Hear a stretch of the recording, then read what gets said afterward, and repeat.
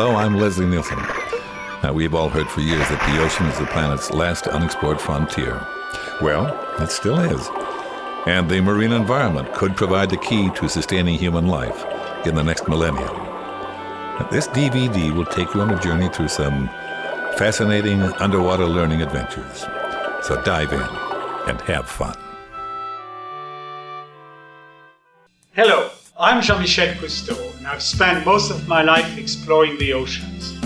I'm extremely pleased to have sport divers join Wayne Hassan's Ocean for Youth team and my Ocean Futures Society team to share the wonder of the oceans with you.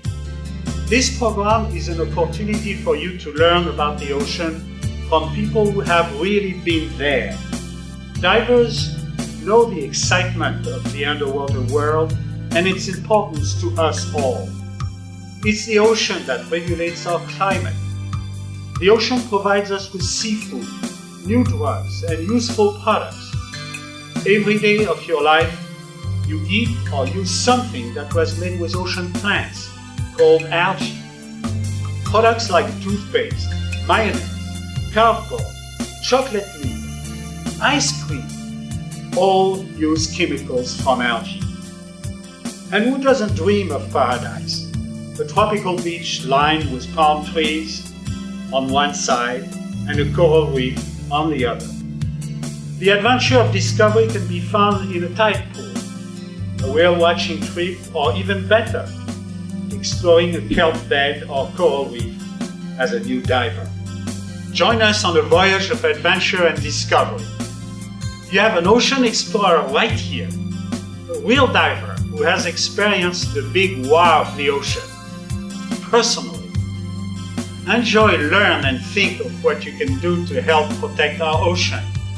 And most important of all, continue to explore and ask questions. The crystal clear waters surrounding a coral reef look healthy and clean. In this city beneath the sea, animals like sponges work hard to filter impurities out of the water. But no matter how clean their home is, fish can get sick, just like people. They may not get sore throats or earaches, but they have their share of medical problems. Bacteria and parasites eat away at their bodies. It's like having an itchy rash. If fish don't get help, the tiny pests can leave wounds that get infected. The fish might even die. This grouper is in really bad shape. Just look at those ugly sores. Luckily, there are places like doctors' offices on the reef. They're called cleaning stations. The doctors are cleaner fish, certain species of wrasses and gobies who remove the dangerous bacteria and parasites. Some fish come in when they are sick, and others come in for their regular checkup. It's a great place to see fish because sooner or later, just about everyone stops in for a visit. Since cleaner fish can't very well put out a sign like human doctors do, they use the color of their bodies to let everyone know who they are. Cleaner fish don't wear boring old white like human doctors. No, they prefer flashy blue and black stripes that make it easier to see them on the busy reef. Sometimes colors aren't enough. The cleaner fish have to perform a dance to get attention. This wrasse is bobbing up and down to let the patients know the doctor is in.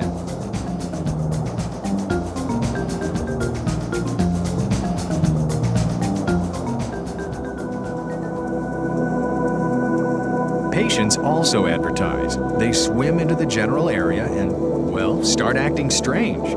This patient hangs upside down.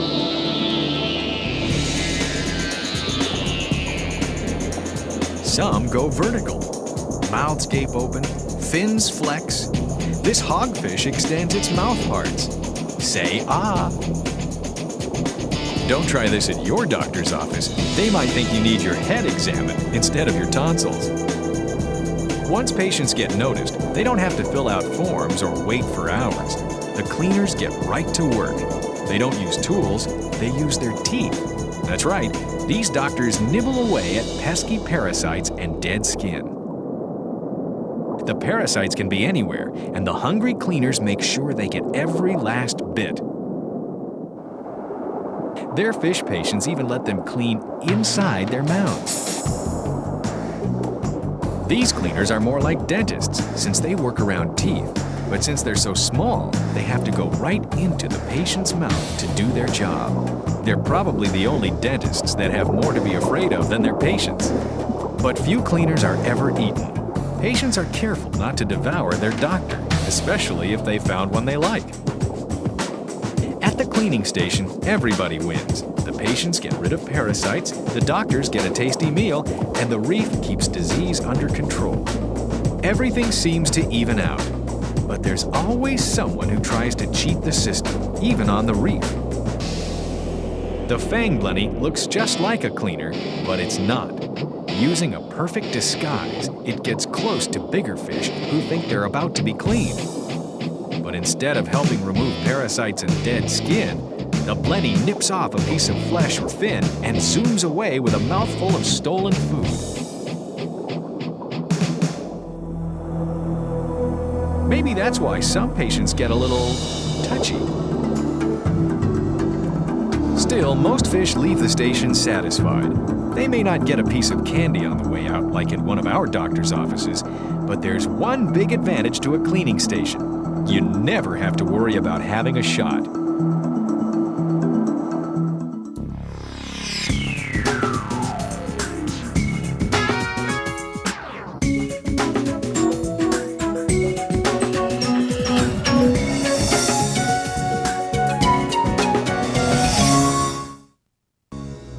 Fish are famous for their graceful movements. They can swim along calmly in perfect formation, then zoom off in a new direction. It's like a complicated water ballet, and they never seem to miss a step. So why is this fish hanging upside down, making a total fool of itself? And what about this one? What is this, gymnastics? Breakdancing? Hey, it's contagious!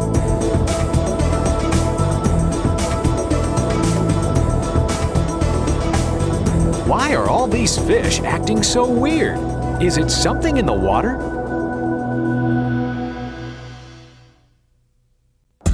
Why are all these fish acting so weird? They're trying to attract attention. It's their way of asking to see a doctor.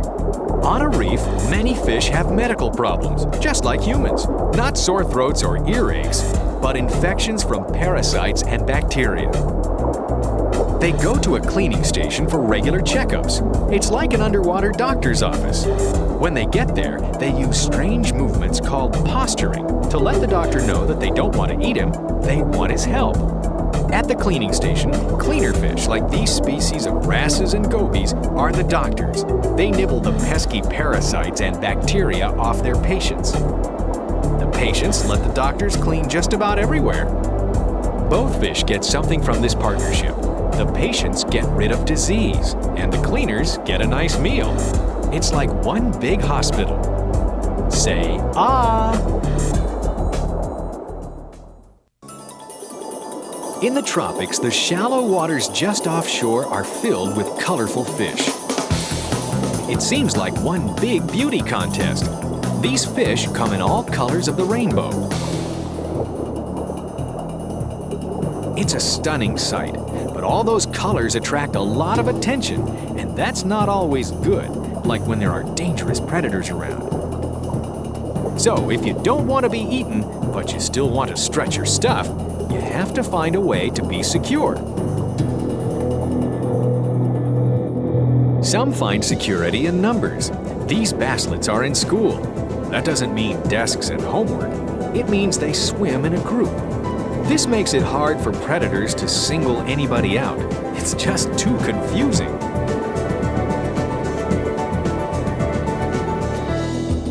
The butterfly fish uses a tricky disguise.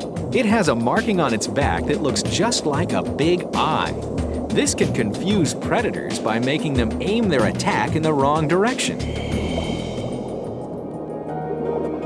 But the tiny clownfish have come up with one of the most unique strategies of all. a security blanket that's alive. It's called an anemone. And once a clownfish makes friends with one, he lives in it for the rest of his life. The coral reefs of the Indian and Pacific Oceans are full of clownfish and anemones, and there are lots of different species.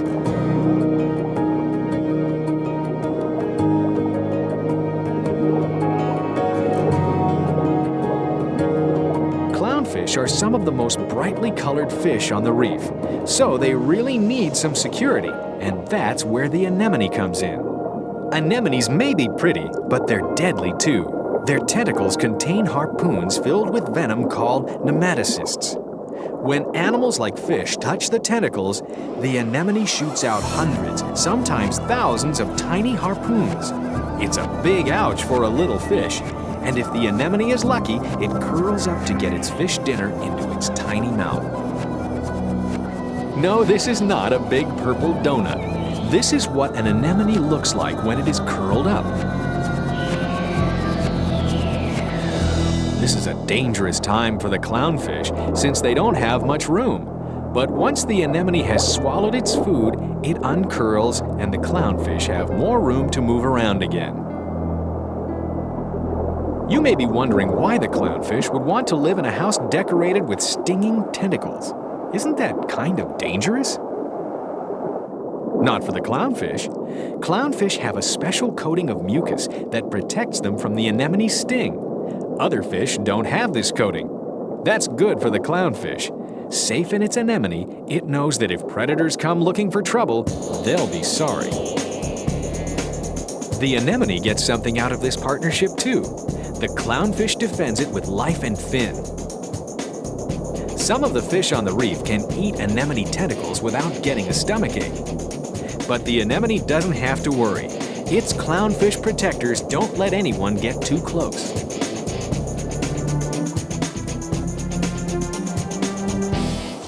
The clownfish is so territorial that it will even attack its own reflection. Wow, it sure is hard to win when you're fighting against yourself. So the clownfish protects the anemone, and the anemone protects the clownfish. It's a unique win-win relationship called mutualism. The clownfish really depends on its anemone security blanket when it's time to spawn. The little fish deposit their eggs underneath their anemone. It's like sweeping them under the carpet. With all those stinging tentacles overhead, this spot is pretty safe. Look at those tiny black spots. Believe it or not, those are clownfish embryos. Once they are hatched, the baby clownfish leave their parents' home while they're still kids. They need to find their own anemone. And with this much to choose from, they're like kids in a candy store.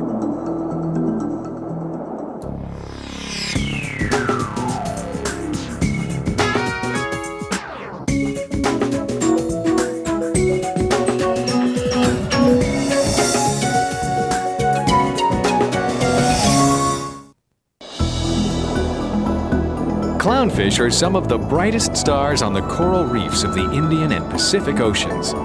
There are around 30 species, and each one wears a different set of colors. It's a pretty dazzling collection. Most people would agree that clownfish are beautiful.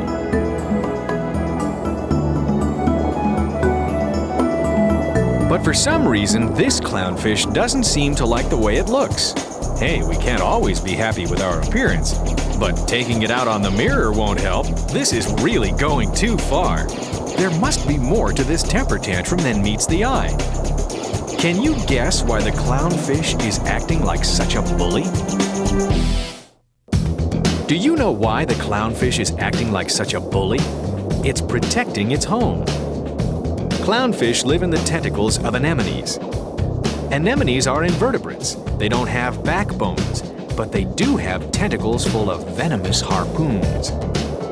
The clownfish doesn't mind the harpoons because it has a special coating of mucus that protects it from the venom. In fact, the venom is why the clownfish lives here. Most other fish don't have a protective coating, so the tentacles are a pretty safe place for the clownfish to hang out. In return, the clownfish protects its anemone home against all kinds of intruders.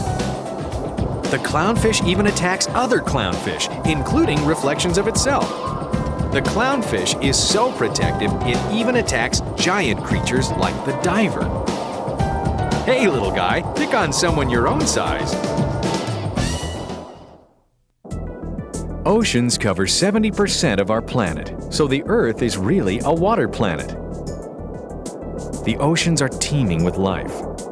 But it's only in the last 100 years or so that we humans have been able to begin to really explore the mysteries of the sea. People in tropical waters have been scratching the surface for centuries. To see underwater, they invented goggles and faceplates. They also started breathing through a little tube that we now call the snorkel. The snorkel lets divers keep breathing while looking down. It amounts to having a blowhole, just like whales and dolphins. Soon, people took other lessons from sea creatures, like fins.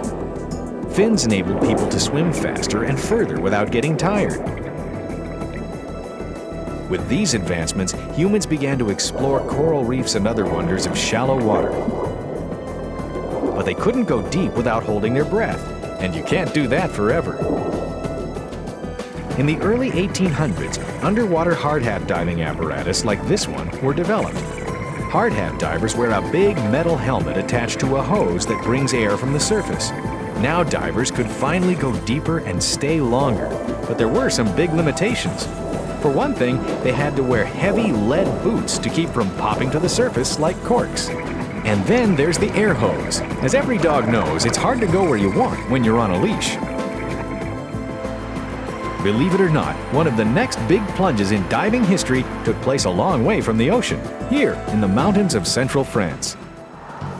In the late 1800s, in the tiny town of Espalion, a man by the name of Peril invented the technology behind this apparatus to assist men trapped in underground coal mines in the local mountains. Then, his friend Denareuse suggested that they adapt it to work underwater. Worn on the diver's back, this apparatus allowed him to choose to be connected to the surface or to let go of the leash thanks to a tank holding a small amount of compressed air. It worked, and it still works today, more than 100 years later. Here, Jean-Michel Cousteau gives the antique Rouquayrol-Denareuse apparatus a test dive. The system included the first commercially manufactured demand regulator and can be considered to be the ancestor of modern diving. Then, in the first half of the 20th century, inventors like Captain Leprière, Jacques Cousteau, and Émile Gagnon took this concept one step further and came up with the Aqualung and let the divers off their leashes for good. Using a regulator mouthpiece attached to a short hose to breathe pressurized air in tanks he wears on his back, the diver doesn't need the big hard hat or the hose from the surface anymore. So, divers can go many more places than before, and instead of clomping around on the bottom like Frankenstein, they can swim horizontally like a fish. These menfish, as Jacques Cousteau called them, could now begin to really explore the almost 3/4 of our planet that had always been closed to us. We learned about kelp, corals, fish, and even whales and dolphins. But our penetration of the sea was still limited. That's because due to problems with pressure, divers breathing compressed air can only go about 200 feet down without getting hurt. To extend the limits, something new was needed. No, this isn't an astronaut. It's a diver in what's called a newt suit. The newt suit is a pressure-resistant suit made of high-tech metal. Using one of these contraptions, a diver can breathe air at surface pressure and go over 1,000 feet down. Instead of swimming, these divers rely on little motors to propel them through the depths. It's kind of like wearing your own personal submarine. So in a little more than a century, diving technology has now taken us where we've wanted to go for millions of years, thousands of feet beneath the sea. But even so, many mysteries remain. 40% of the world's oceans are so deep they remain inaccessible to all but the most sophisticated of submarines. So without a doubt, man will continue his quest to go deeper for longer.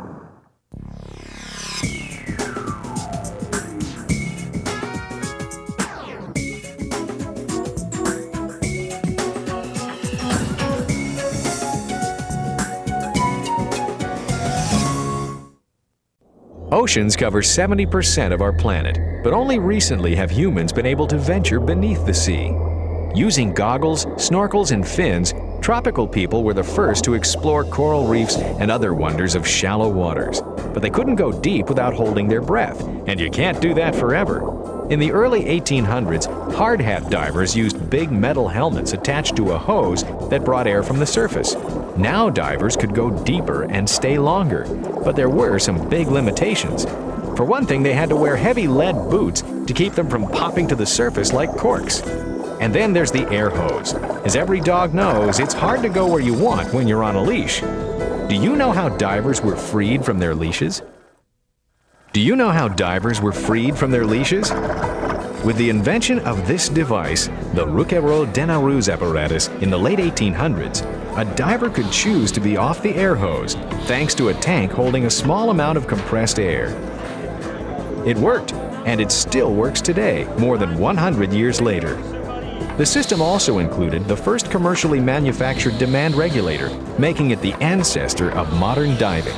Then, in the first half of the 20th century, inventors took this concept one step further and came up with the Aqualung. Using a regulator mouthpiece attached to a short hose to breathe pressurized air in tanks he wears on his back, the diver can swim free as a fish.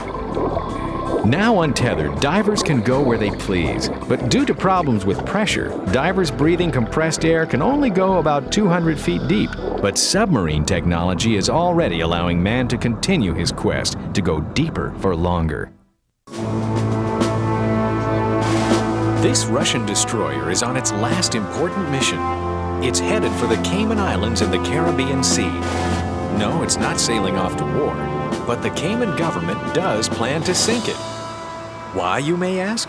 Well, the people in the Cayman Islands are dedicated to protecting their coral reefs, and that's why they came up with this wild plan to sink this giant ship.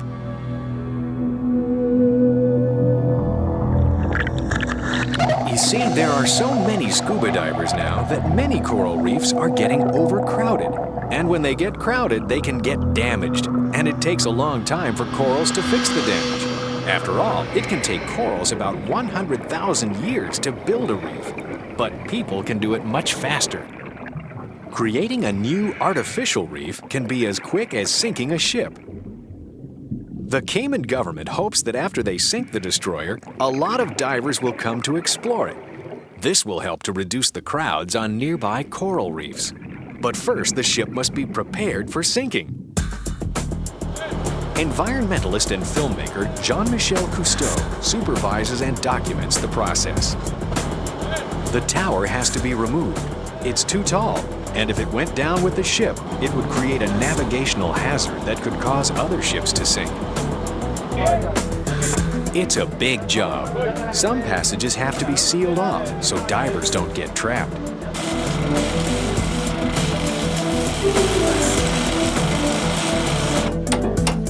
Other passages are open to allow divers to explore. And any toxic or poisonous materials must be removed so as not to pollute the clear waters. Finally, the ship is ready for sinking, and the workers start to pump it full of water. Jean-Michel Cousteau has an idea. He wants to ride the ship on its voyage to the bottom of the sea. It may be dangerous, but he can't resist. And if he makes it, it'll be a lot of fun. Ready? Set. Wait. And wait. And wait. The ship just won't go down. It looks like Jean-Michel is all dressed up with nowhere to sink. And nothing to drink. It gets later and later. Even the sun is sinking. Then, all of a sudden,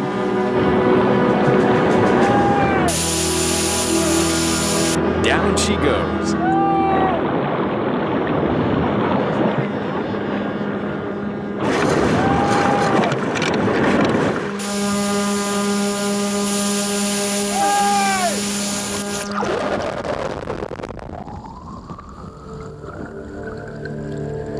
Like any good roller coaster, the wait was too long and the ride is over too soon. But the adventure continues. Time to snoop around.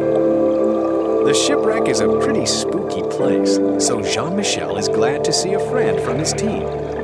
Together they make the rounds, but they're not the only ones. Before you can say Titanic, they discover sea creatures starting to explore the wreck. This barracuda is the first arrival. The Stingray and Jack are just as curious. After all, it's not every day a big ship comes falling out of the sky and lands on your block. These propellers were already covered with barnacles, but the snappers are new arrivals. Groupers are territorial, and this one has already staked a claim. This is home sweet home. The ship may be sunk, but it's not dead. It has a new life as a man-made reef, helping coral reefs get a well-deserved rest. This ship of war finally rests in peace.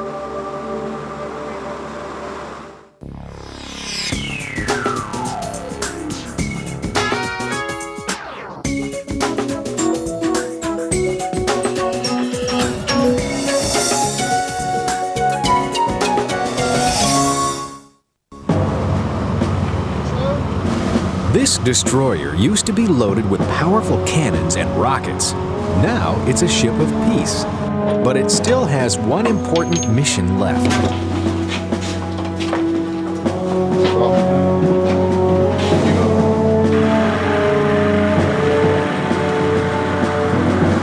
And Jean-Michel Cousteau wants to have a bird's eye view during the last cruise.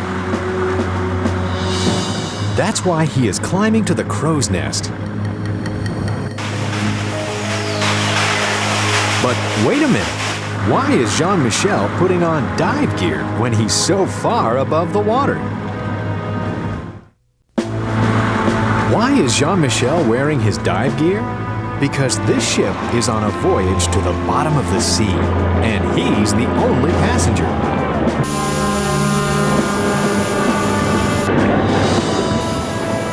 Bon voyage! Jean-Michel's dive gear sure came in handy. Now he can snoop around. The wreck is pretty spooky, so Jean-Michel is glad to see a friend from his team. Together they make the rounds. People sank the ship to create an artificial reef. They hope that fish and other sea life will move in. That would give divers a new place to explore. Hey, a barracuda! The plan seems to be working. The ship may be sunk, but it's not dead. It has a new life as a man-made reef, helping coral reefs get a well-deserved rest. This ship of war finally rests in peace.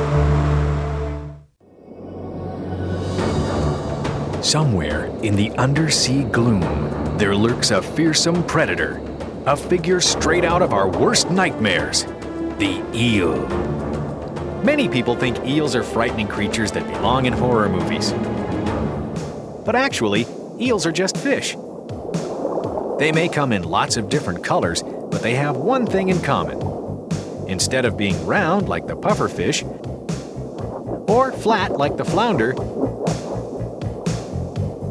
or stringy like the trumpetfish, they're slinky like snakes. And thanks to that snaky shape, eels are at home in lots of different habitats.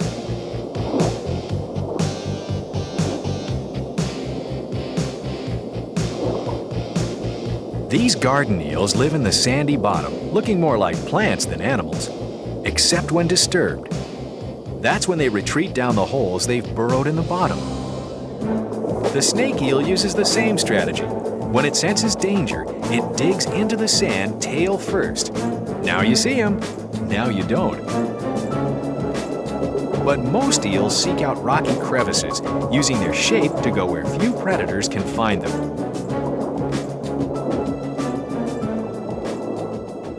The rocks are also a good place to hunt.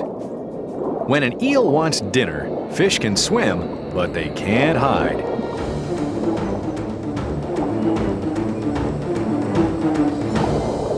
Using sharp teeth to seize their prey, eels have little trouble finding a meal. And when they do, it's not a pretty sight.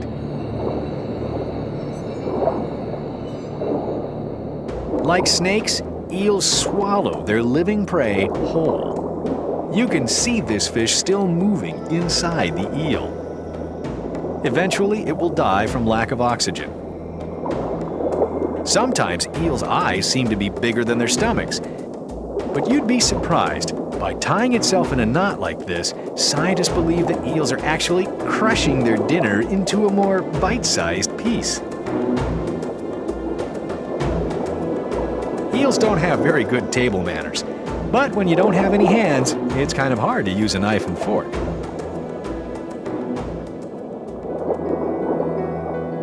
But sometimes eels do bite off more than they can chew. This eel really wants this yellow tang for dinner. When chewing doesn't work, he tries the knot trick. But even that tangle technique isn't always successful.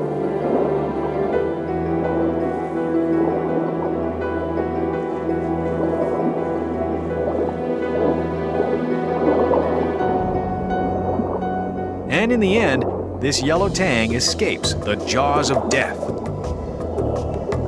It looks a little stunned, but it'll have quite a story to tell back home, if it makes it back home. Ouch!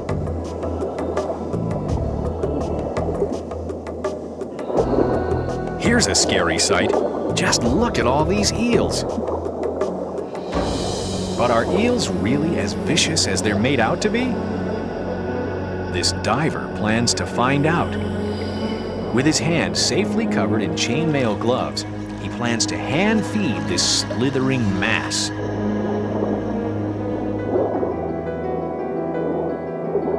At first, the eels do bite the hand that feeds them, but this may be due to their poor eyesight rather than their ill tempers.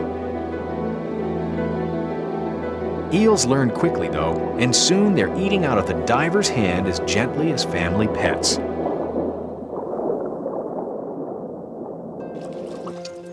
And by the end of the day, these vicious monsters of the deep have become cuddly as kittens. It all goes to show that with a little understanding, a scary nightmare creature can turn into a friend.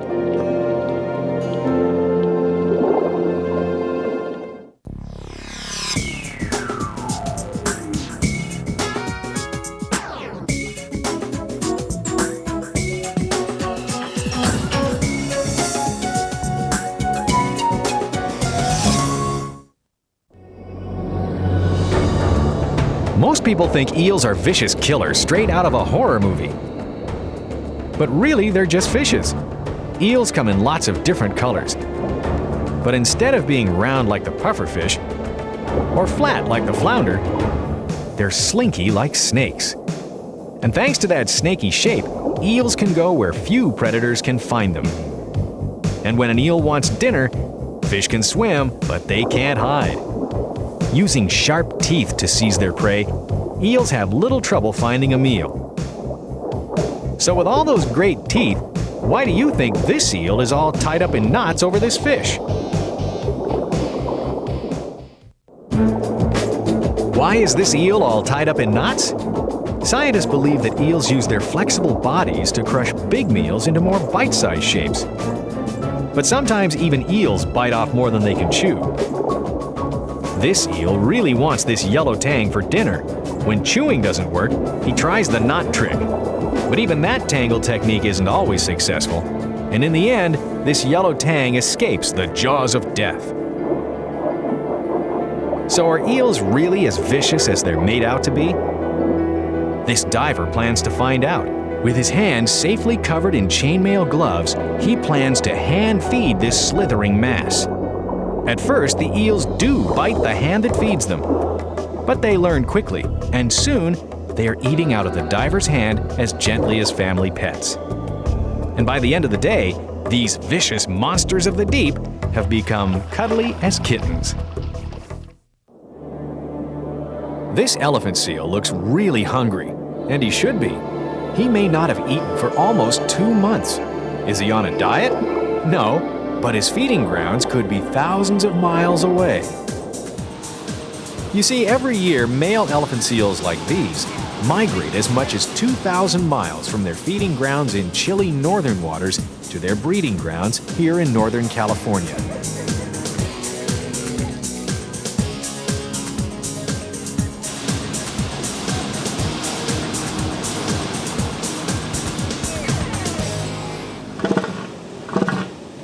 Then they set up territories on these beaches, away from killer whales, sharks, and other predators that feed on sea elephant pups.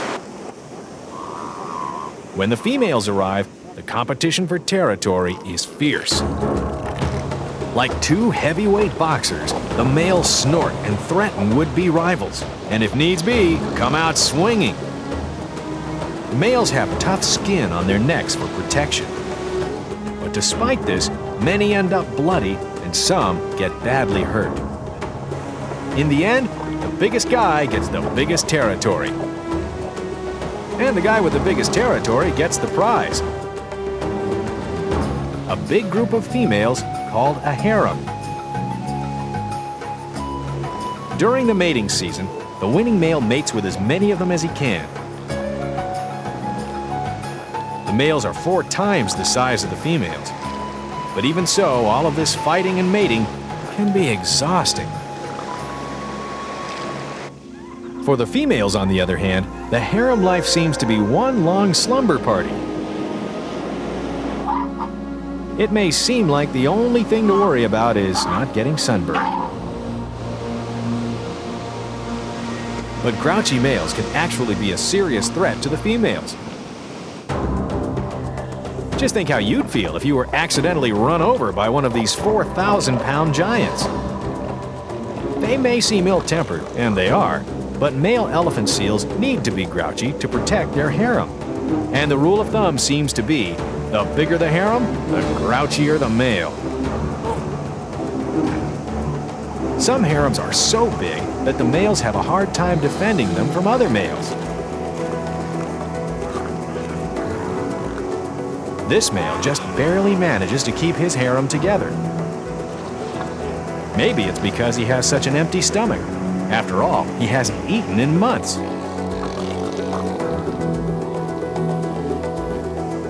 In fact, the big males can lose up to half their body weight during the mating season.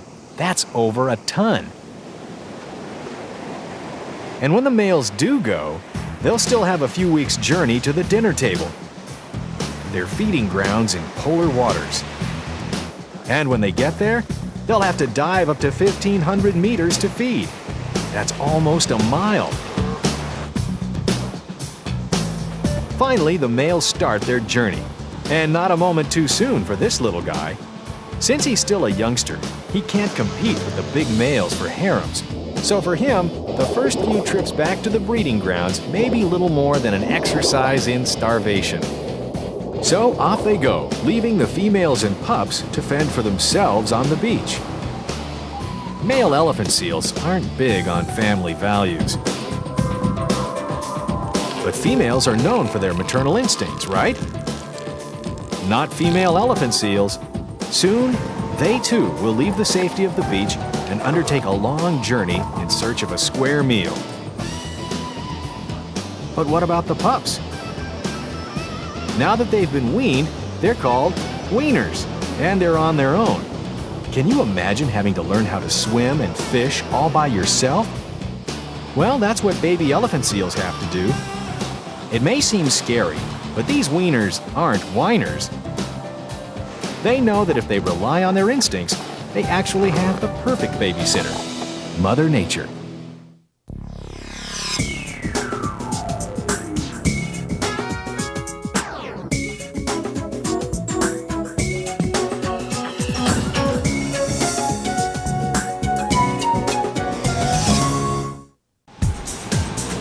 Every year, male elephant seals like these migrate as much as 2,000 miles from their feeding grounds in chilly northern waters to the warm beaches of California. Here, they gather on shore, away from killer whales, sharks, and other predators. Once they've settled in, they get down to their favorite activity, fighting.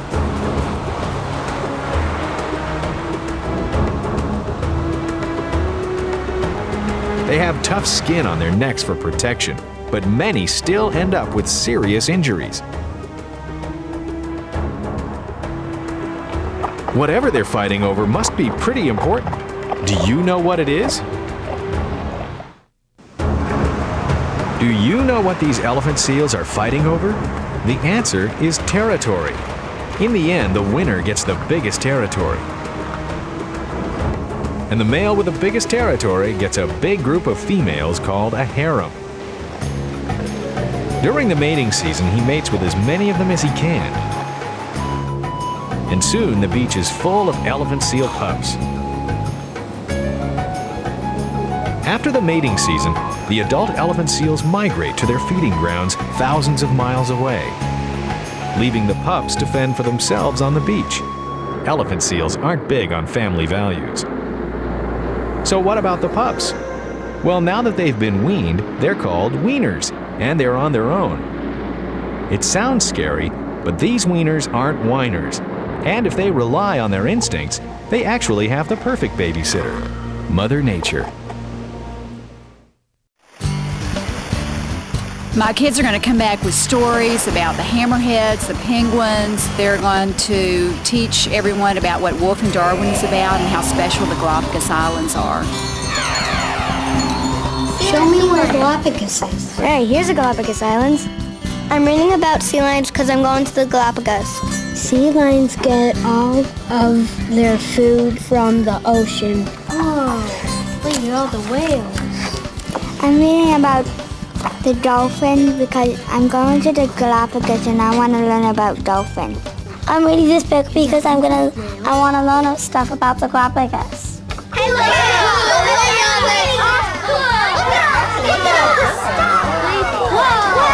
Hey, Mom, look at the sassy. Want to try it on? Sure.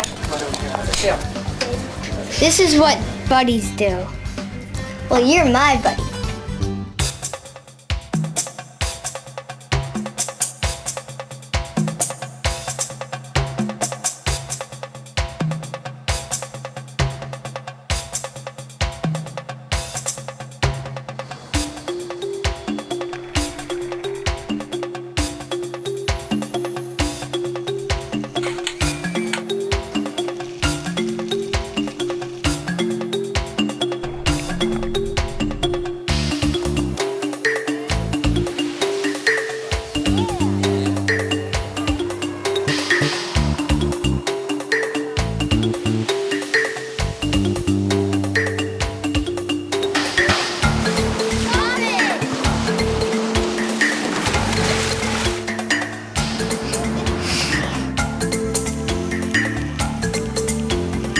Swimming with hammerhead sharks.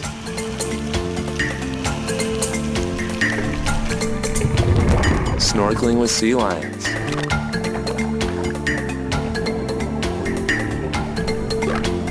Getting up close and personal with penguins.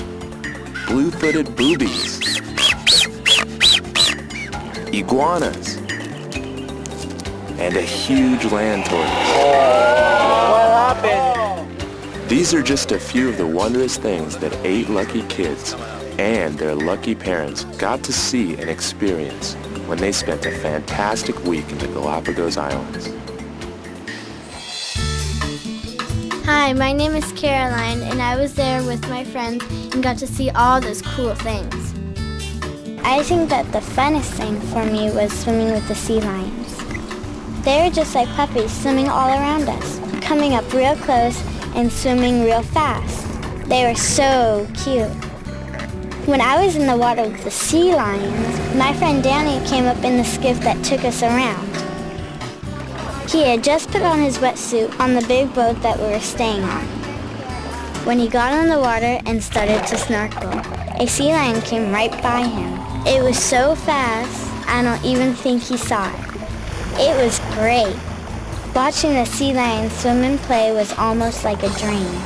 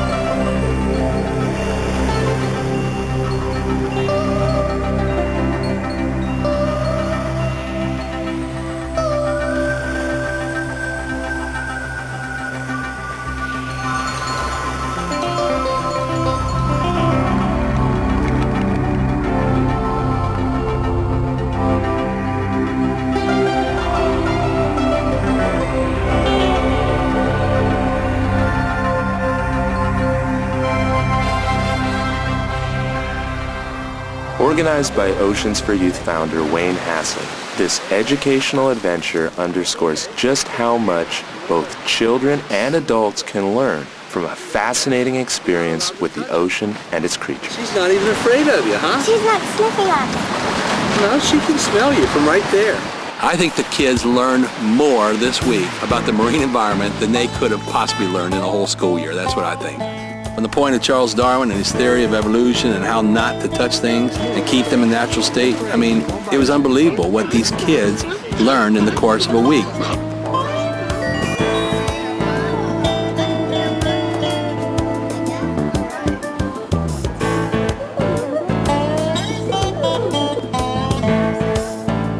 We're going to Shark Bay. We're going to Shark Bay and we're diving with sharks.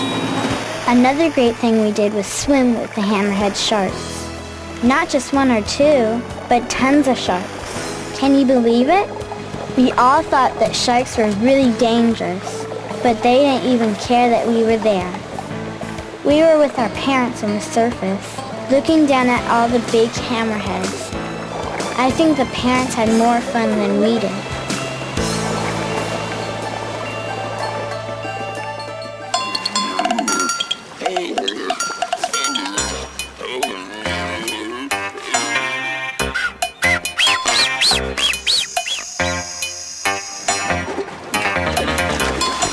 We also did some cool land walks. Check this guy out. He's walking down the street. It is cool. What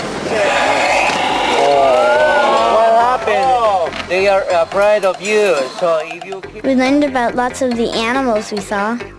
They fly very, very high, okay? And then what they do is they look for fish in the water, and then they dive down. And my friend Sarah drew some great pictures of our trip, and she showed them to me and the other kids. I made pictures of the things that I saw on my trip. On this page there's a sea lion. On this page there's a green turtle. On this page there's a Sally Lightfoot crab. This page a Galapagos penguin. This page a hammerhead shark. Take a picture of that, Danny. Don't move real fast. She's not going to bite you.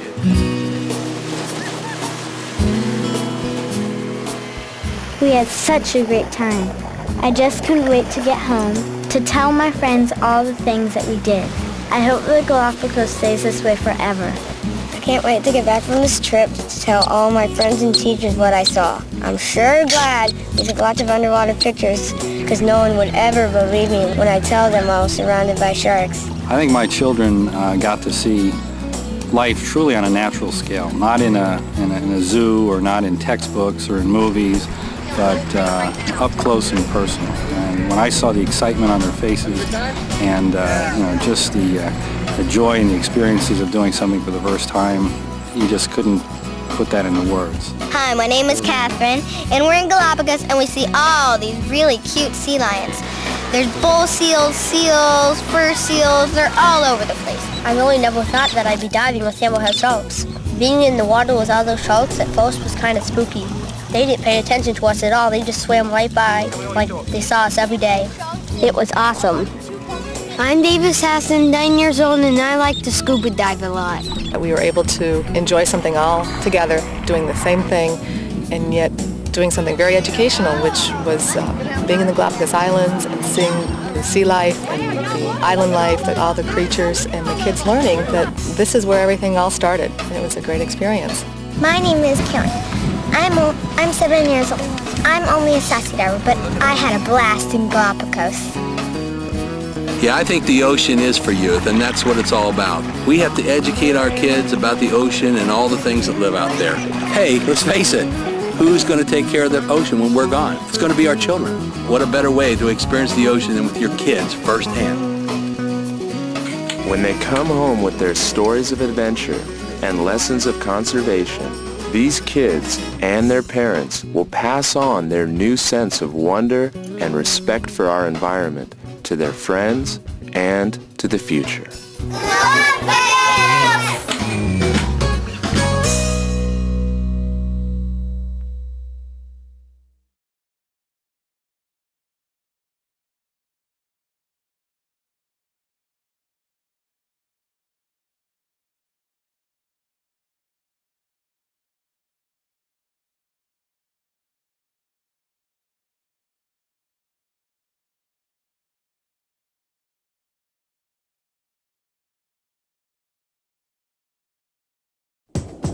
This is Keiko, and he's probably the biggest movie star in the world.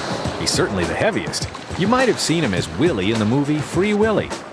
In the movie, a little boy helped him go free, but in real life, Keiko was still in captivity in Mexico, far from his home in the waters of Iceland. That's when kids got involved. They sent millions of letters and faxes, and their voices were heard. Before long, Keiko was on his way to freedom, just like Willie. Well, almost like Willie. In real life, it takes a lot of work to prepare a captive animal for life in the wild. First, whale experts brought Keiko to Oregon in the United States to help him get ready.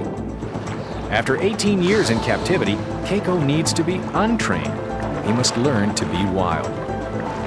First, he has to get in shape. One of the ways Keiko works out is by playing with his toys. Some of these toys weigh as much as 200 pounds. That's a lot to push around. So when Keiko plays hard like this, he gets lots of exercise. There you go. Come here. Oh, that's a whale.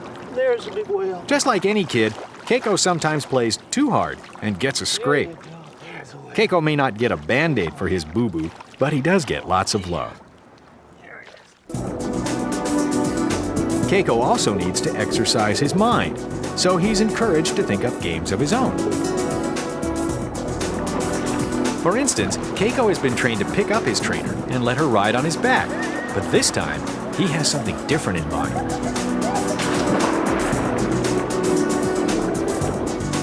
Keiko's pool is the only school where the student gets rewarded for thinking up his own lesson plan, even if it is at his teacher's expense. But it's all part of the plan to make Keiko more independent, so the trainers don't have any hard feelings. Bye, Casey. Good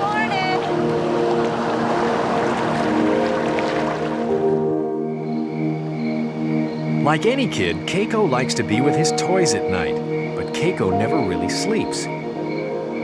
Keiko has to think about every breath he takes, but he may only need half his brain for that, while the other half rests. And in the morning, it's time for a good tooth filing. Keiko's teeth are so worn down after years of chewing on concrete that they need to be repaired before he can use them like a real killer whale.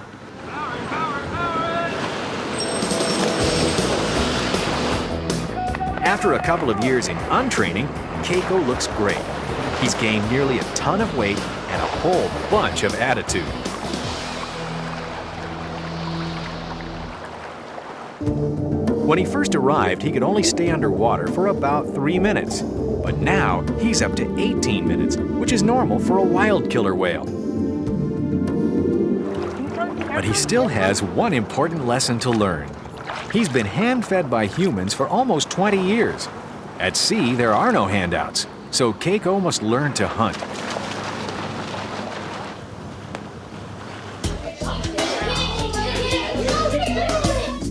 It isn't easy at first, because Keiko thinks the fish is just another toy or playmate.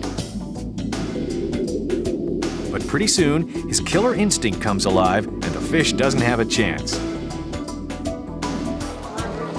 Keiko is one step closer to freedom now, and that makes his friends in Oregon both happy and sad.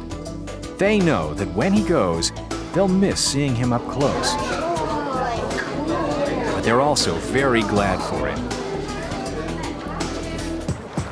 After spending almost his entire life performing tricks for people, Keiko may have pulled off the biggest stunt of all. His untraining has prepared him for a free life in the open sea, and all thanks to kids like you.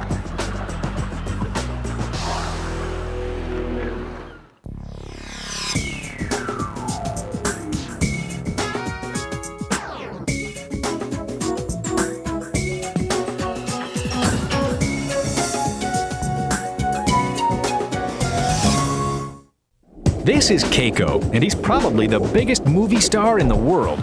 He's certainly the heaviest. You might have seen him as Willie in the movie Free Willy. In the movie, a little boy helped him go free. But in real life, Keiko was still in captivity in Mexico, far from his home in the waters of Iceland. That's when kids got involved. They sent millions of letters and faxes, and their voices were heard. Before long, Keiko was on his way to freedom. First, whale experts brought Keiko to Oregon in the United States to help him get ready. After over 18 years in captivity, Keiko needs to learn to be wild. And do you know what the most important part of his training will be? Do you know what the most important part of Keiko's training will be? Untraining. After more than 18 years of having people tell him what to do, Keiko needs to learn to think for himself. So instead of performing tricks on command, he's encouraged to come up with games of his own. For instance, Keiko has been trained to pick up his trainer and let her ride on his back. But this time, he has something different in mind. Keiko also has to get his body in shape. One of the ways Keiko works out is by playing with his toys. Some of these toys weigh as much as 200 pounds, so when Keiko plays hard like this, he gets lots of exercise. After a couple of years in untraining, Keiko looks great. He's gained nearly a ton of weight and a whole bunch of attitude.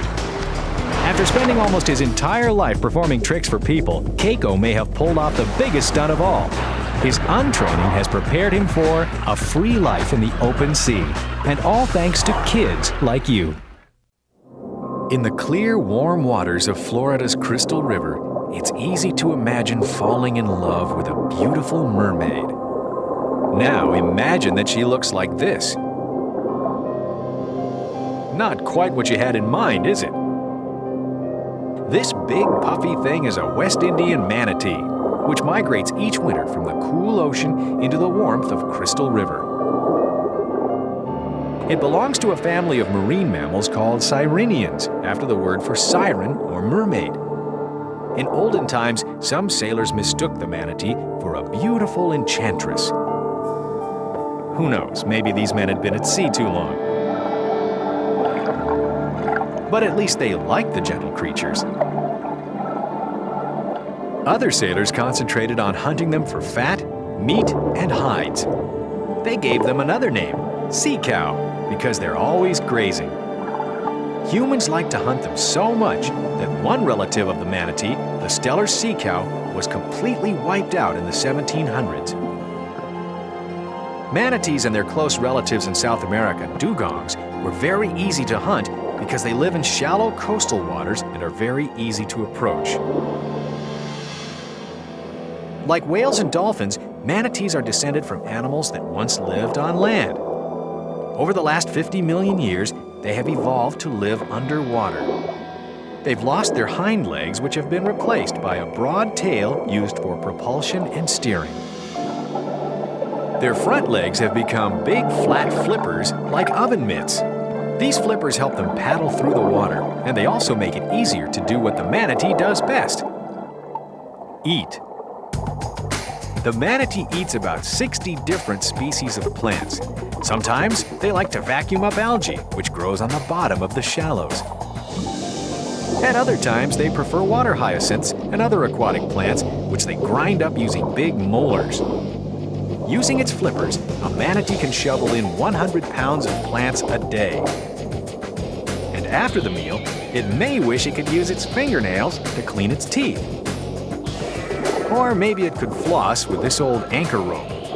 It may look like these two are flossing, but it's more likely they're feeding on algae. An adult manatee can weigh up to 2,000 pounds, so it's no wonder it looks like a big waterlogged sofa.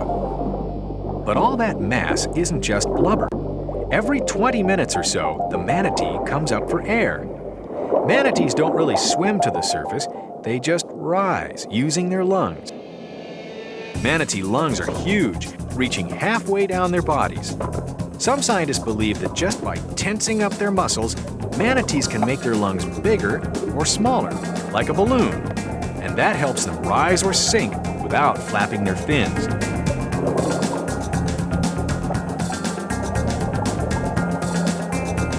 You might think a manatee's life is about as boring as it gets. Nothing but floating around and eating plants. But sometimes it gets exciting for all the wrong reasons. That's because so many people want to live in the manatees' habitat, and lots of these people have boats. When manatees rise to take a breath, they can easily be run over. Some are killed, and many others are left with serious injuries. Today, the manatee is in danger of going extinct, like their cousin, the Steller sea cow. Once, there were over 60,000 manatees in the southern United States, but now there are only 1,000 or so. But people have created sanctuaries where the manatees can go about their boring lives in safety. Near the sanctuary, human visitors can get close to these gentle grazers and show that not all people are bad news. And the people can see that on closer inspection, the manatees are pretty cute after all.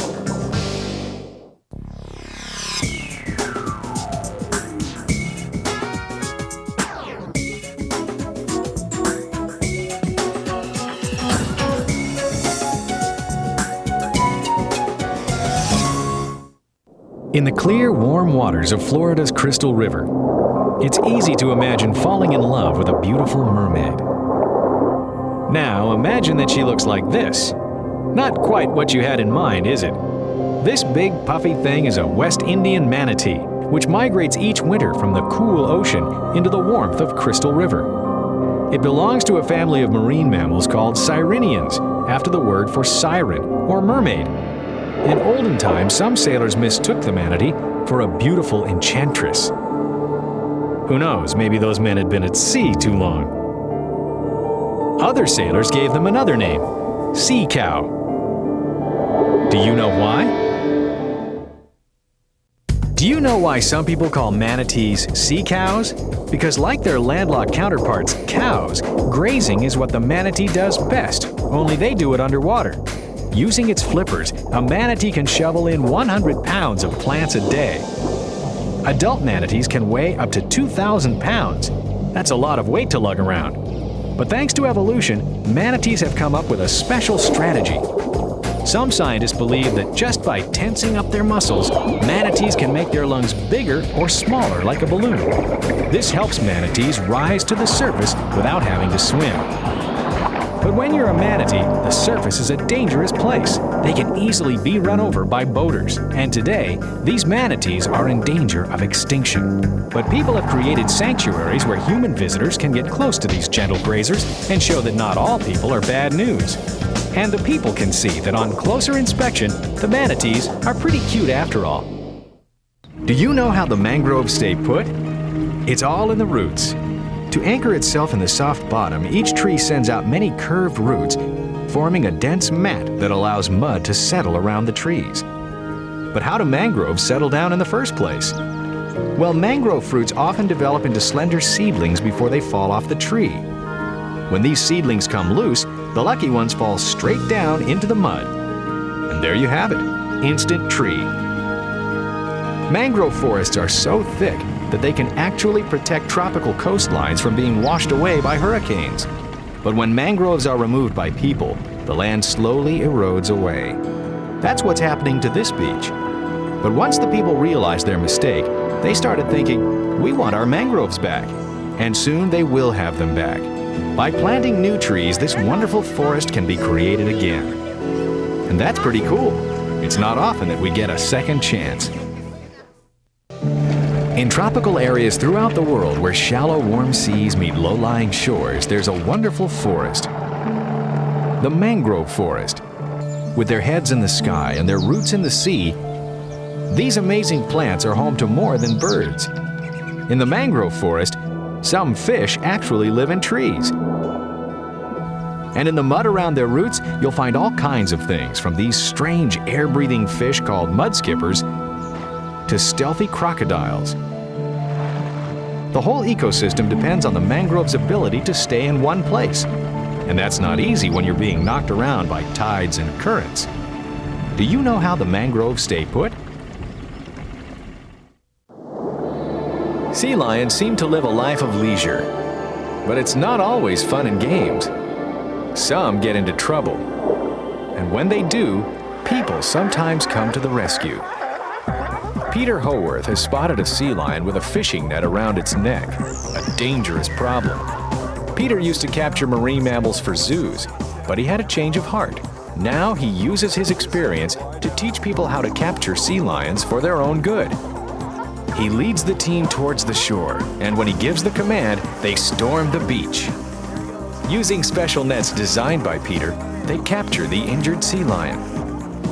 When the rescuers can't get close to the seals, they use a net gun. Some of the animals end up here at the Santa Barbara Marine Mammal Center, which Peter founded. It's like a hospital where volunteers help orphaned and injured seals and sea lions get back on their flippers before returning to the wild. The sick animals get good medical care and plenty of love. Okay, that's it. That's it. They also get fed. Recovering animals need lots of vitamins and minerals. Orphans are too young to eat whole fish, so volunteers make them yummy fish shakes. It probably won't be a hit at your local soda fountain, but seals love it. And like kids anywhere, they drink their shakes through a straw. The volunteers work hard, taking turns feeding fish to their patients. At first, patience is exactly what the volunteers need. Wounded animals are often too weak to eat, but food is their only hope of recovery, so the volunteers are persistent. Once the animals catch on, they chomp the fish all by themselves. And pretty soon, they can't get enough. Yeah, you can go ahead and chew on that wood. Once they are feeling better, the animals are tagged.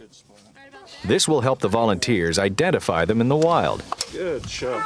Okay.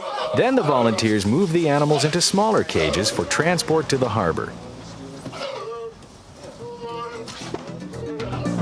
This is a big moment for the volunteers, saying goodbye to an animal they've spent weeks helping to get well. Today, this sea lion is going for a ride. The boat is headed out to the Channel Islands, a national park with lots of wide-open sea spaces and other sea lions, perfect for the rescued animal. In a flash, the sea lion dives from the boat. For this little fellow, there's no place like home. Small animals can thank Peter and his volunteers for their care, but they aren't Peter's only success story. This sperm whale is nearly stranded, and the people are unable to get it back out to sea. One blow from the whale's tail can smash a small boat. And what about those boats? Peter notices that they're in the wrong place. They're practically driving the whale toward land. He suggests moving them around, and voila! The boat noise drives the whale back out to sea. Not all rescues are that simple. This gray whale is in trouble. Its tail is tangled in a fishing net. A whale-watching boat calls the center, and Peter's team responds. There it is. Now they have to slow it down. These floats will help. Peter and the other diver tie the floats to the whale's tail. That will mark it and keep it from diving and escaping into the deep. Then they cut the net away with knives, being careful not to hurt the whale. No worries, Peter is the best in the business with the highest survival rate of any rescuer in the world. As another happy customer of the Marine Mammal Center swims off, the team retrieves the dangerous net. For the man who used to capture animals, it's time to celebrate their freedom.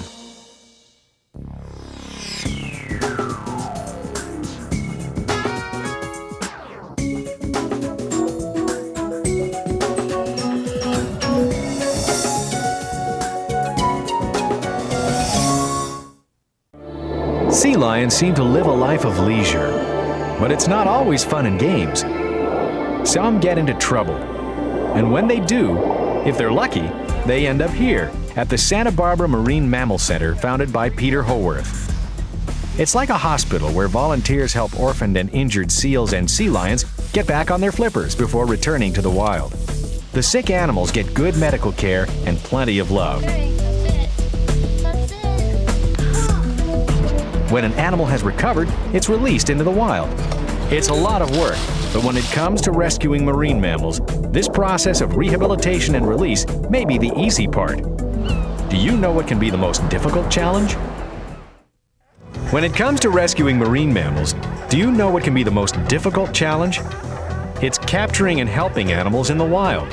Here, Peter Howarth has spotted a sea lion with a fishing net around its neck, a dangerous problem. Peter used to capture animals for zoos, but now he uses his skills to help them out. He leads the team towards the shore, and when he gives the command, they storm the beach. Mission accomplished. But some patients are bigger than others. This one weighs in at about 30 tons. This gray whale's tail is tangled in a fishing net. A whale watching boat calls the center, and Peter's team responds. They cut the net away with knives, being careful not to hurt the whale.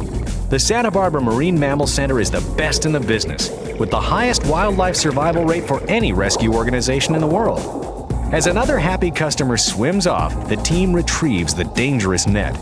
For the man who used to capture animals, it's time to celebrate their freedom. It's a bird. It's a plane. No, but it is the largest flying creature in the world. Bigger than a condor, or an albatross, or an eagle. And it's the most graceful flyer in the sea. It's a manta ray. Mantas are some of the most amazing animals in the sea. They're members of the shark family, but after millions of years of evolution, it's kind of hard to tell. Like sharks, they don't have bones. Instead, they have cartilage, a flexible tissue like we humans have in our nose and ears. Sharks are master swimmers and rely on big, powerful tails. Mantas have little tiny tails. They use huge pectoral fins to soar and glide like birds through the water.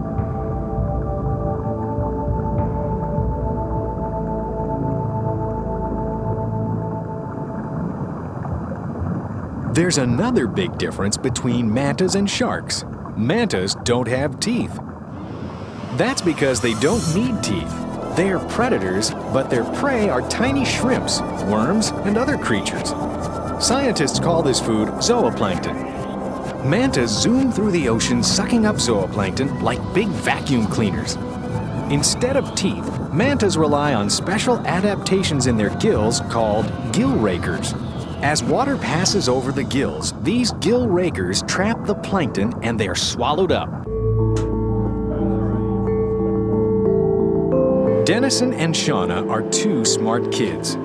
They won an essay contest on ecology in the Cayman Islands. And now, as their reward, they get to help Jean-Michel Cousteau and his team make a movie, Underwater. The star of this movie isn't your standard human movie star. It's a manta ray named Molly. The film team knows if they can attract zooplankton, they can attract Molly. For some reason that scientists don't yet understand, zooplankton are attracted to light. So the crew sets up lights and waits for night to fall. Then, sure enough, the plankton emerge. It's like being inside a snow globe. Now, all they have to do is wait for the star. These stars can be so difficult. But not Molly. Right on cue, she glides out of the darkness. Lights, camera, action! She heads right for Shauna, Dennison, and Jean-Michel. But tonight, she has more on her mind than signing autographs. She's hungry. By turning somersaults, Molly scoops up big mouthfuls of yummy plankton.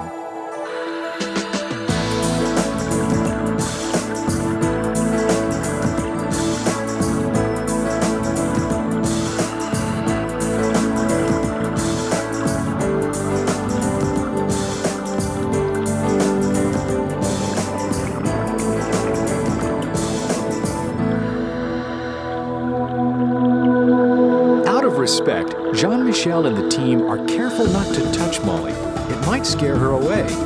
Besides, her skin might look smooth, but if you rub it the wrong way, it's pure sandpaper.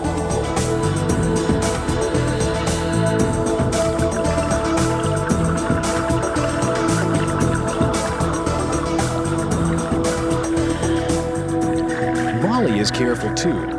These people are too big to be plankton, so she leaves them alone.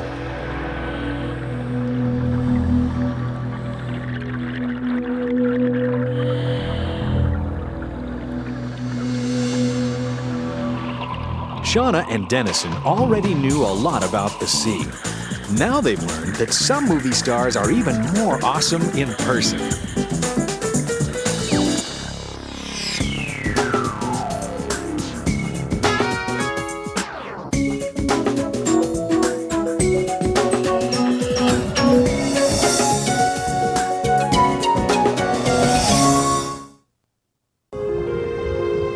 It's a bird. It's a plane. No, but it is the largest flying creature in the world, bigger than a condor or an albatross or an eagle. And it's the most graceful flyer in the sea. It's a manta ray. Unlike their close cousins, sharks, who rely on powerful tails to swim, mantas use huge pectoral fins as wings to swoop and soar through the sea. Divers have named this manta Molly. She's quite an acrobat.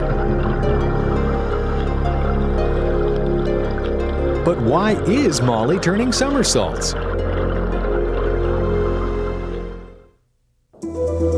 Why is Molly the manta flipping out? Turning somersaults is her way of eating dinner. Mantas eat zooplankton, a blizzard of tiny shrimps, worms, and other animals. Zooplankton is attracted to the diver's lights like a swarm of moths, and that means a free meal for Molly. To get every last bit, she performs graceful somersaults right over the lights and the divers' heads, where most of the plankton is swirling around.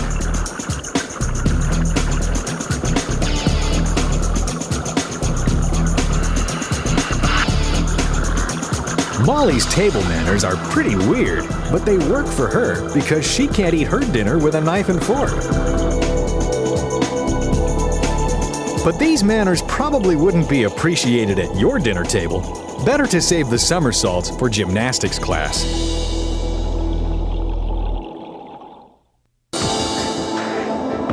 Corals, they're bright, they're beautiful, and they're like a magnet attracting strange and wonderful sea creatures. Reaching upward, chasing the sun, many kinds of corals grew together to create this reef. It probably took them at least 100,000 years to build.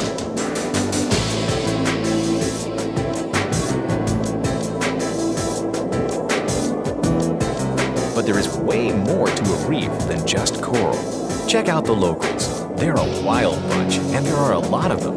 Around 1 million different species live on reefs. There are probably more different species living in 1 square mile of a coral reef than you would find in 100 square miles of open ocean. That's because in the open ocean, there's no place to hide, no place to call home, and most importantly, almost nothing to eat.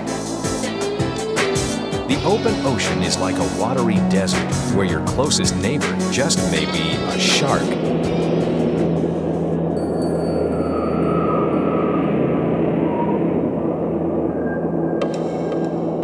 Things are a lot more interesting on the coral reef, and that's why it's so popular. There are lots of places to hang out, and there's plenty to eat, but it seems that everybody doesn't eat the same thing. Some are vegetarians, like this damselfish, who maintains his own garden of algae. Standing guard over his carefully tended farm, he checks to make sure the coast is clear and takes time out to remove a messy bit of shell. Now that's good housekeeping. These giant clams are big enough to hold a little kid, but far from being man-eaters, they filter tiny organisms from the water. Many of the residents of the reef depend on their neighbors for food. They hunt them and eat them, that is. People have given some of these predators names like their counterparts on land. Lionfish, crocodile fish,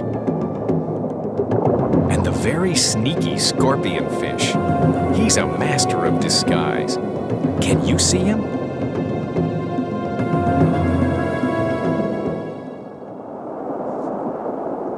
When you're a hunter, you can roam the reef at will. It's quite a different story for the hunted. But despite the ever-present danger, even the smallest creatures can survive. These little fairy basslets are the nervous type and often hide in a dark hole with lots of friends.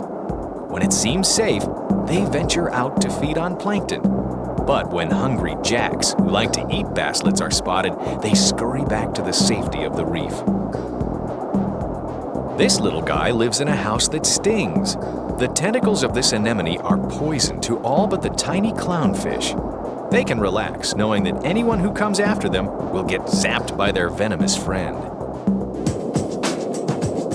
Even the reef itself is part of the food chain. You can hear this parrotfish crunching as it bites off chunks of coral with its hard beak and munching as it tries to get at the yummy algae treat inside.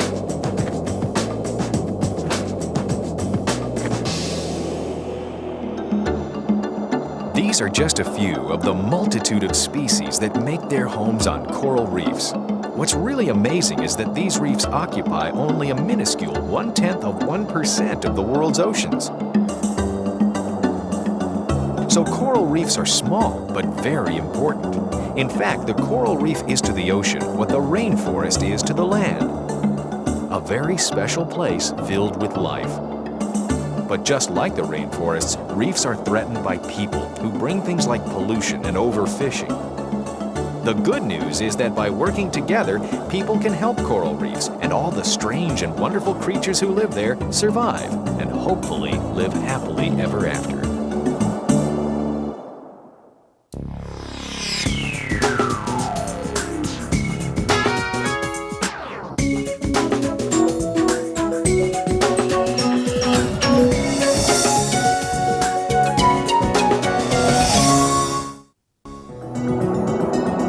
Some people say coral reefs are like rainforests under the sea, but that seems a little strange.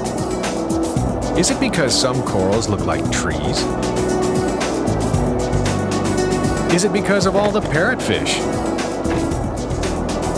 Maybe it's because of the lizardfish hiding in a rocky nook waiting to nab a meal. Maybe. But what about all these guys? You'd never find them in the Amazon.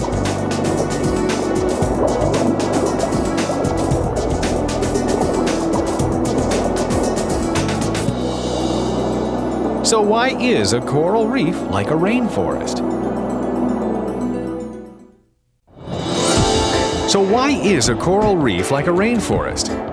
Biological diversity, that's why. Biological diversity is the total number of different plants and animals that live in a place.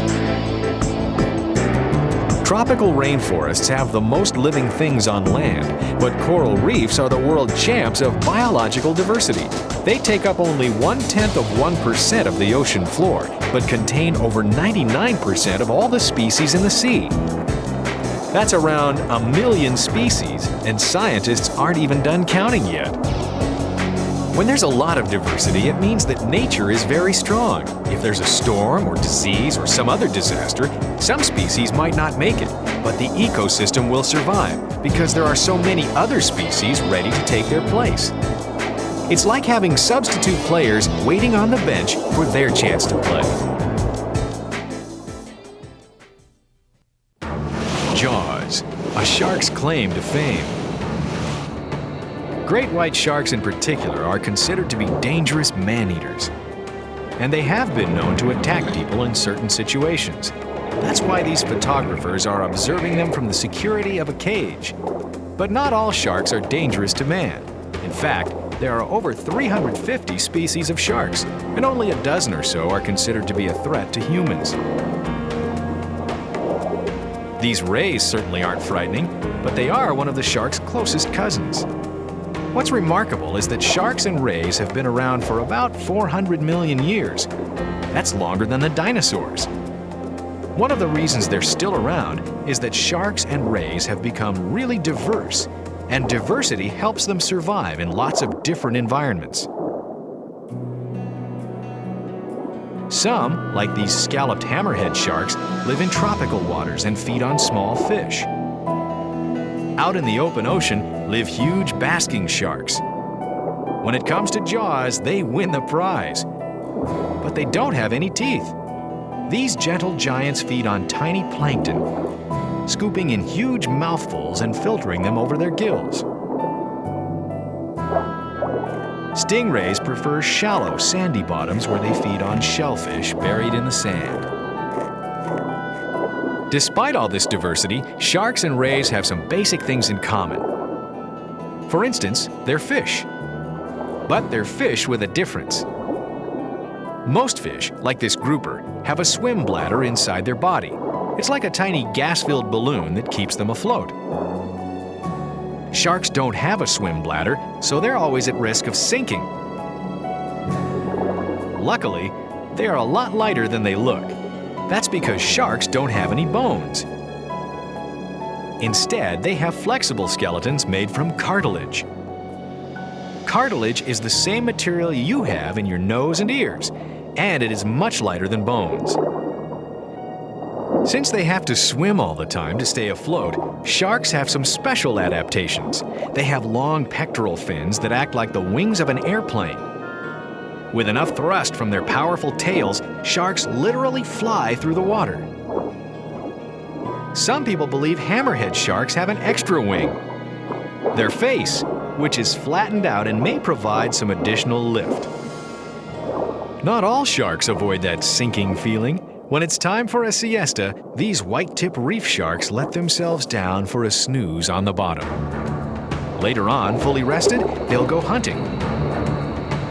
Here, one finds a fish among the rocks and chases it down.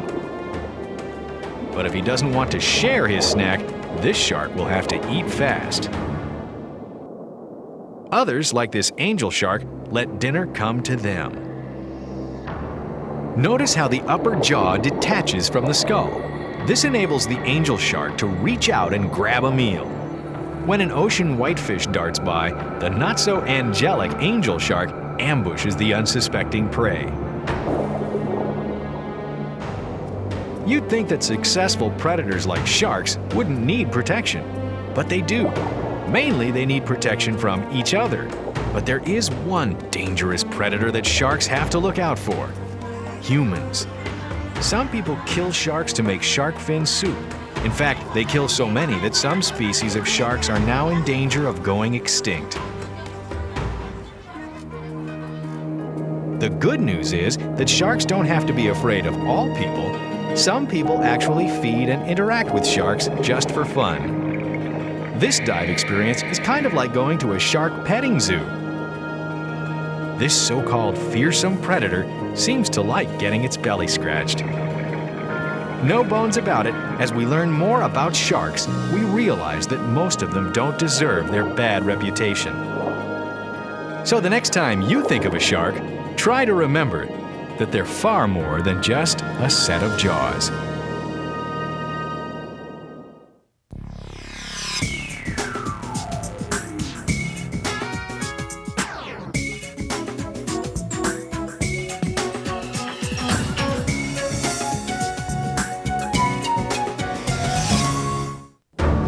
Jaws are sharks' claim to fame. Great white sharks in particular are considered to be dangerous man-eaters. But not all sharks are dangerous to man. In fact, there are over 350 species of sharks, and only a dozen or so are considered to be a potential threat to humans. These scalloped hammerhead sharks live in tropical regions and feed on small fish. Out in the open ocean live huge basking sharks. When it comes to jaws, they win the prize, but these gentle plankton eaters don't have any teeth. This diversity is one of the reasons that sharks have been around since before the dinosaurs. But they all have some basic things in common. Do you know what they are? Do you know what all sharks have in common? A lot of things. For instance, they're fish, but they're fish with a difference. Most fish, like this grouper, have a swim bladder inside their body. It's like a tiny gas-filled balloon that keeps them afloat. Sharks don't have a swim bladder, so they have to swim all the time to stay afloat. Luckily, they're lighter than they look. That's because sharks don't have any bones. Instead, they have flexible skeletons made from cartilage. Cartilage is the same material you have in your nose and ears, and it's much lighter than bones. Sharks may have a bad reputation, but maybe they don't deserve it. Some people actually feed and interact with sharks just for fun.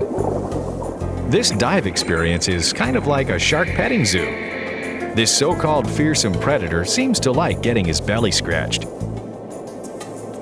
So the next time you think of a shark, try to remember that they're far more than just a set of jaws. It's a busy new day for a pod of Atlantic spotted dolphins in the Bahamas, especially for the youngsters who have a lot to learn.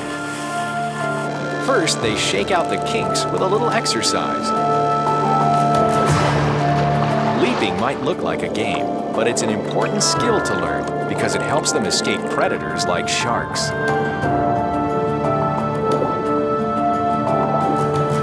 After their morning workout, it's lunchtime, and the pod hunts the shallows for tiny fish buried in the sand. Spotted dolphins normally eat in small groups of 3 to 7 individuals, but today they seem to be having a banquet. This group bottom feeding is very unusual for spotted dolphins. How unusual? Well, a group of scientists has been studying these dolphins for 15 years, and this is only the 3rd time they've observed this behavior. It's part treasure hunt and part shouting match. Just listen to all that noise. It's not just talk. The dolphins are practicing echolocation. Echolocation is another name for sonar. Dolphins have great eyesight, but even they can't see fish buried in the sand. That's where echolocation comes in. Using squeaks and clicks, the dolphins send powerful sound signals through the sand. The signals bounce off the hidden prey and back to the dolphins. That echo helps the dolphins locate their meal. But the young dolphins soon learn that finding a fish is only half the battle. They still have to catch it. Making a racket may help with this too. Scientists believe that the noise may stun and disorient the fish, making it easier to catch. Some fish get away in all the hubbub, but not for long. If the dolphins don't eat them, someone else will. No problem. Today, there's plenty more where that came from. There's even enough for a bottlenose dolphin, a slightly larger species. But when a second bottlenose cuts into the cafeteria line, the spotted youngsters get upset. The chase is on. And the only escape for the bottlenose dolphins is to jump into the air. It looks serious, but in fact, it's probably just rough play. That's because the adult males aren't involved. They watch from the sidelines as their kids chase the intruders away. Dolphins act and even squawk in unison. This group may be talking a little tough. That'll teach you bottlenose bullies to crash this pod party. As the sun sets, the spotted dolphins head for deeper waters where they will have their evening meal. The rowdy babies are still boisterous, but now they're accompanied by an adult babysitter for protection. Tiger and bull sharks are cruising for a meal at this time of day, and dolphins are one of their favorite things to eat. This 3-year-old female had a narrow escape from the jaws of a big shark, and she has the scars to prove it. Sometimes it's up to the babies to warn the babysitter. 100 feet below this group, a youngster sounds the alarm with a sharp whistle and puts the pod on guard. This shark won't be catching any dolphins today. Night finds the dolphins in deep water, hunting for flying fish and squid. Just like cats and other nocturnal animals, the dolphins have night vision. As darkness falls, their eyes adapt to the low light. And with the help of echolocation, they are able to dine in the dark. Nobody said it was easy, but practice makes perfect. And sooner or later, bingo, they nab a tasty treat. After such a busy day, you'd think the young dolphins would be worn out. But they're never too tired for a midnight snack.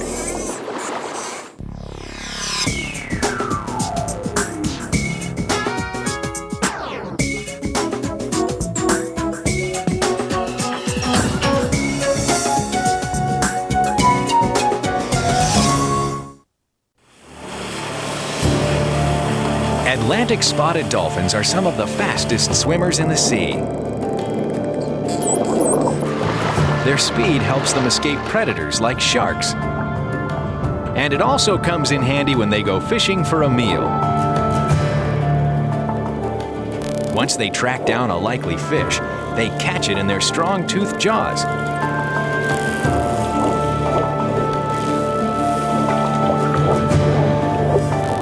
But speed isn't the only trick up the dolphin's sleeve. Do you know what secret strategy dolphins use to find fish, even in the dark?